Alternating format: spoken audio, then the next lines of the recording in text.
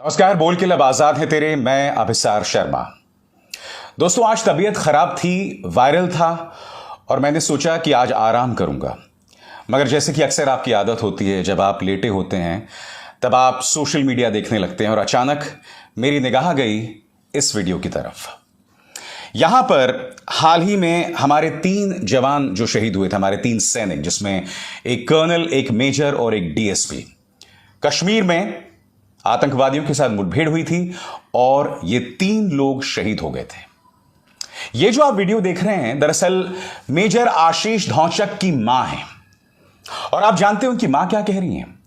उनकी मां कह रही हैं कि मैंने तो अपना बेटा देश को सौंपा था, फिर इस हालत में उसे क्यों लौटाया।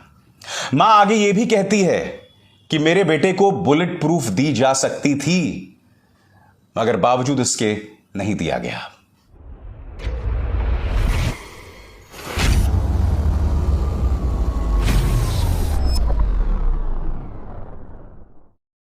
मैं आपसे एक सवाल पूछना चाहता हूं। आपको यह बात कुछ सुनी सुनी नहीं लगती? आपको याद है पुलवामा, जब हमारे 40 जवान शहीद हो गए थे? उस अटैक से पहले यह अपील की गई थी कि हमारे सैनिकों को हवाई जहाज से भेजा जाए। यह भी अपील की गई थी कि जिन गाड़ियों में भेजा जा रहा है सैनिकों को, वो सामान्य गाड़ियां हैं, बख्तरबंद गाड़ियों में उन्हें भेजा जाए, बुलेट प्रूफ गाड़ियों में भेजा जाए। मैं नहीं भूला हूं, आज से 1 या 2 साल पहले, 2-3 साल पहले की बात है, जब राहुल गांधी ने एक ट्वीट किया था और उस ट्वीट में कई सैनिक एक ट्रक के अंदर आपस में बात कर रहे थे कि जो हमारा साहब है, यानी कि जो ऑफिसर है, उसकी गाड़ी तो बुलेट प्रूफ है, मगर हम जो जवान हैं, हमारी गाड़ी बुलेट प्रूफ नहीं है। मैं आपसे एक सवाल पूछना चाहता हूं। जो भारतीय जनता पार्टी सैनिकों की शहादत पर वोट मांगती है, राजनीति करती है, क्या प्रधानमंत्री नरेंद्र मोदी इस शहीद की मां को सुनेंगे? जब वो कह रही है कि मैंने तो अपने बेटे को सौंपा था इस देश को, आपने किस हालत में उसे वापस किया? उसे आखिर बुलेट प्रूफ क्यों नहीं दिया गया? बात यहां नहीं रुकती दोस्तों, इस वीडियो को देखिए। कर्नल मनप्रीत सिंह का बेटा सलामी दे रहा है अपने पिता के पार्थिव शरीर को। दोस्तों, मैं आपको बतलाना चाहूंगा कि मेरे एक रिश्तेदार हैं, वो भी आर्मी में कर्नल हैं और उनके भी इतने ही छोटे बच्चे हैं। दोस्तों, जब मैंने ये वीडियो देखा तो मेरी आंखें नम हो गई थीं, क्योंकि जिस शख्स की मैं बात कर रहा हूं वो मेरे बहुत करीबी हैं। और ये बहुत स्वाभाविक है, जब आप ऐसा कोई बहुत बड़ा हादसा देखते हैं तो उस हादसे को कहीं ना कहीं आप खुद से जोड़ने की कोशिश करते हैं। अगर आपके अंदर दिल धड़कता है तो, अगर आप संवेदनशील हैं तो। मैं आपसे एक सवाल पूछना चाहता हूं। यह वीडियो देखिए। अमित शाह, जो कि गृह मंत्री हैं, उन्होंने अपने ट्विटर पर वो जो शहादत हुई है जिसमें हमारे 3 सैनिक मारे गए हैं, उस पर एक शब्द नहीं कहा। अब आपकी स्क्रीन पर देखिए, राजनाथ सिंह, कहने को डिफेंस मिनिस्टर हैं, एक शब्द नहीं कहा। मैं आपसे पूछना चाहता हूं कि क्या आपने प्रधानमंत्री नरेंद्र मोदी को सुना इस मुद्दे पर अपनी राय देते हुए? प्रधानमंत्री क्या कर रहे थे, मैं आपको बताता हूं। ये देखिए, मध्य प्रदेश में कल वो एक रोड शो कर रहे थे। मैं ये तो समझना चाहता हूं कि इतनी हिम्मत कहां से आती है भारतीय जनता पार्टी में। आपके सामने हमारे 3 सैनिकों की शहादत का मुद्दा है, जिनमें से एक की मां यह अपील कर रही है कि अगर मेरे बच्चे को बुलेट प्रूफ मिली होती तो वो बच जाता। मां ऐसे ही तो नहीं बोल रही होगी ना। और यह पहली बार नहीं है, जैसे मैंने बताया, पुलवामा में भी अपील की गई थी कि इन्हें हवाई जहाज से भेजा जाए, उस अपील को अनसुना कर दिया गया। और प्रधानमंत्री सिर्फ मध्य प्रदेश में रोड शो नहीं कर रहे। जिस दिन हमारे 3 सैनिक शहीद हुए थे, यह देखिए तस्वीर में, उन पर पुष्प वर्षा की जा रही थी। क्यों? क्योंकि भारतीय जनता पार्टी को लग रहा था कि G20 का जो आयोजन हुआ है, उसको लेकर प्रधानमंत्री नरेंद्र मोदी को बधाई देनी चाहिए, इसीलिए पुष्प वर्षा की जा रही थी। कोई नई बात थोड़ना है, क्योंकि आपको याद होगा जब पुलवामा में हमारे 40 जवान शहीद हुए थे तो बेयर ग्रिल्स के साथ कॉर्बेट में प्रधानमंत्री एक डॉक्यूमेंट्री शूट कर रहे थे।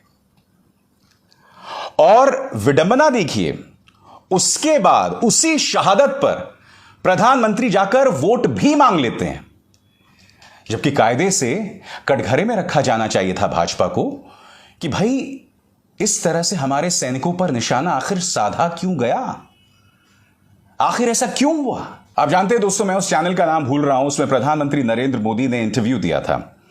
उस इंटरव्यू में उन्हें साफ तौर पर कहा था कि भाई मैं सैनिकों के मुद्दे पर सियासत नहीं करता, एक भी मिसाल बता दो जहां मैंने सैनिकों के नाम पर वोट मांगा हो। उनके सामने ऐसे दो कायर पत्रकार बैठे हुए थे जिनमें हिम्मत तक नहीं थी उनसे पूछने की कि प्रधानमंत्री आपने मांगा है, चुनाव आयोग के दिशा निर्देशों के खिलाफ वोट मांगा है, याद है कि भूल गए 2019। सुनिए। मैं जरा कहना चाहता हूं मेरे फर्स्ट टाइम वोटरों को, क्या आपका पहला वोट पाकिस्तान के बालाकोट में एयर स्ट्राइक करने वाले वीर जवानों के नाम समर्पित हो सकता है क्या? कहने का अर्थ, प्रधानमंत्री सैनिकों की शहादत पर वोट भी मांगते हैं, खुलेआम मांगते हैं, और जो लोग इंटेलिजेंस फेलियर को लेकर सवाल करते हैं उन्हें ही देशद्रोही बताया जाता है। और दूसरी तरफ हमारे जो सैनिकों के मां बाप हैं, जब वो अपील करते हैं तो उन्हें अनसुना कर दिया जाता है।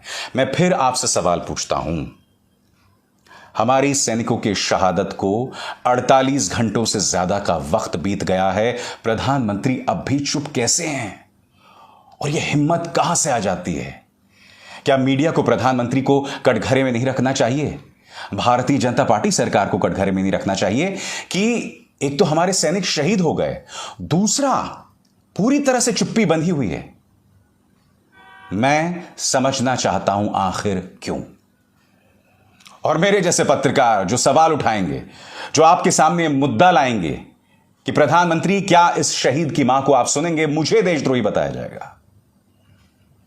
मैं आपसे नहीं डरने वाला हूं, क्योंकि मैं इस शहीद की मां की आवाज हूं, कम से कम बनना चाहता हूं। आप सिर्फ अपनी सक्रिय राजनीति, अपने वोटों की राजनीति की आवाज हैं, बस, और उसके अलावा कुछ नहीं। आप सिर्फ अपने स्वार्थ की आवाज हैं, बस, उसके अलावा कुछ नहीं। मैं पूछना चाहता हूं बीजेपी से, तुम में हिम्मत है इस शहीद की मां के एक भी सवाल का जवाब देने? ये सवाल हैं, जरूरी हैं, शहीदों से जुड़े हुए हैं, आप इसे नजरअंदाज नहीं कर सकते। मगर आप कर देंगे, क्योंकि आपको बचाने के लिए एक वाहियात मीडिया है, आपका प्रचार तंत्र है जो सवाल पूछने वालों पर निशाना साधता है। अभिसार शर्मा को दीजिए इजाजत। नमस्कार।